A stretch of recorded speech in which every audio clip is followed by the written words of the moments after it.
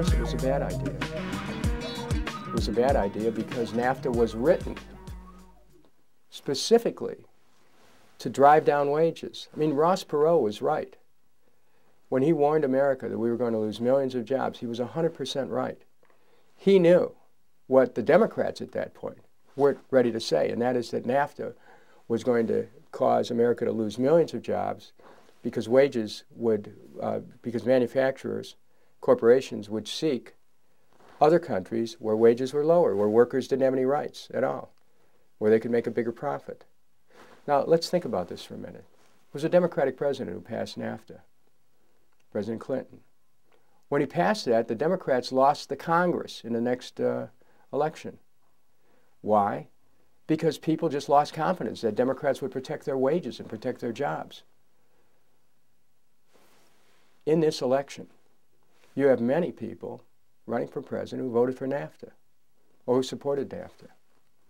And now, I wasn't in the Congress, but I made my position very clear right from the beginning that there should be no trade agreements unless they include workers' rights, human rights, environmental quality principles. Let's look at where we are right now. We've lost millions of jobs to NAFTA. We're losing millions more due to China trade. Clinton administration supported China trade. Senator Edwards voted for China trade. He's one of those right now who's turning around and saying, oh my God, look at all these toys that are coming into this country from China. The toys aren't safe. Well, you know what? Everyone who voted for China trade knew at the time that China didn't have any labor and environmental quality standards, didn't have any work safety standards, product safety standards.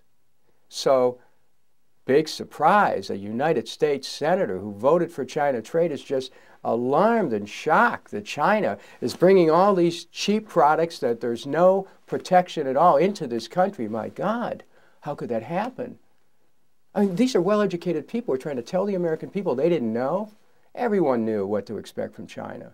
I voted against it because they didn't have any workplace safety protections, because workers can't organize in China. They don't have any rights at all.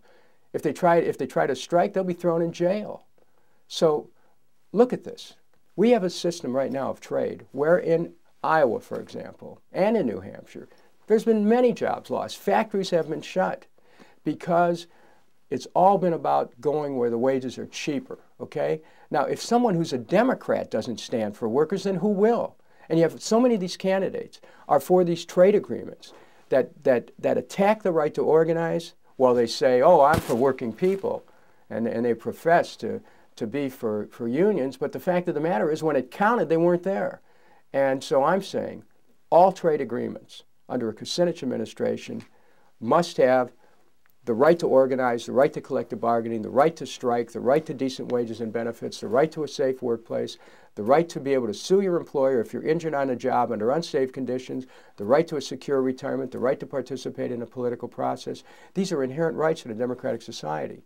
And as president, my first act in office will be to cancel NAFTA and get out of the WTO and to have trade that are based on those workers' rights principles plus protection of the air and the water and the land, environmental principles, plus prohibitions on child labor, trade labor, or slave labor, and prison labor.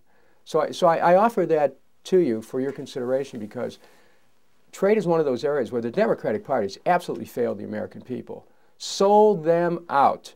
And I'm the one Democrat who understands that workers need a president who isn't going to be mourning while there's grass growing in parking lots where they used to make steel, cars, washing machines, bicycles, automotive supplies, and now there's grass growing in parking lots. I'll be the president who protects American manufacturing with an American manufacturing policy that says that the maintenance of steel, automotive, aerospace, shipping, agriculture, and machines are vital to our national economic security, with a trade policy that backs it up, with an infrastructure rebuilding policy that says we rebuild our roads, our bridges, our water systems, our sewer systems, with a full employment economy, with health care for all, with education for all. Imagine how much different America will be when you have a president who stands up for workers and their rights.